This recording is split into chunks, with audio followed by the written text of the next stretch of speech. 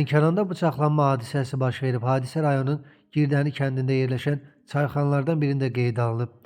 Məlumata görə kənd sakinləri 42 yaşlı Eldəniz Hüseynov və 36 yaşlı Samiq Bayramov arasında yaranan mübahisə davaya çevrilib.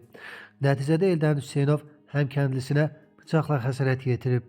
Yaralı dərhal Lənkəran rayon mərkəzi xəstəxanasının təcili yardım şöbəsinə çatdırılıb, ona döş qəfəsi və bud nahiyəsinin açıq yaraları diaqnozu qoyulub və əməliyyat olunub. Hadisəni törətməkdə şübhəli bilinən şəxs polis tərəfindən saxlanılıb, faktla bağlı araşdırma aparılır. Sumqayıtda iş başında olan fəhlə qəfildən dünyasını dəyişib. Hadisə şəhərin Qurd Dərəsi bağları yaşayış masivində qeydə alınıb. Məlumata görə 1965-ci il təvəllüdlü Vaqif Soyuxanoğlu Nəsibov iş prosesi zamanı qəfildən özünü pis hiss edib və elə hadisə yerinəcə ölüb. Hadisə yerinə dərhal hüquq mühafizə orqanlarının əməkdaşları cəlb olunub, meyit müayinə olunmaq üçün aidiyyatı üzrə təhvil verilib. Faktla bağlı Sumqayıt şəhər prokurorluğunda araşdırma aparılır.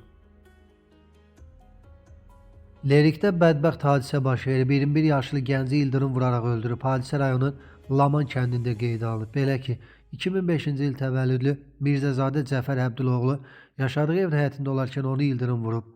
Gənc aldığı xəsarətlərdən elə hadisə yerində ölüb. Faktla bağlı araşdırma aparılır. Gəncədə isə qadın bıçaqlanıb. Hadisə Məhsəti qəsəbəsində qeydə alınıb. 2004-cü il təvəllüdlü Səma Hətəmli boyun nahiyəsindən xəsarətlərlə xəstəxanaya çatdırılıb, vəziyyəti ağırdır. Hadisənin onun ərinin törətməsinə əsaslı şübhələr müəyyən olunub. Polis əməkdaşlarının keçirdikləri tədbirlərlə Hətəmliyə kəsici deşici alətlə xəsarət yetirməkdə şübhəli bilinən 29 yaşlı Samir Hətəmli saxlanılaraq istintaqa təhvil verilib.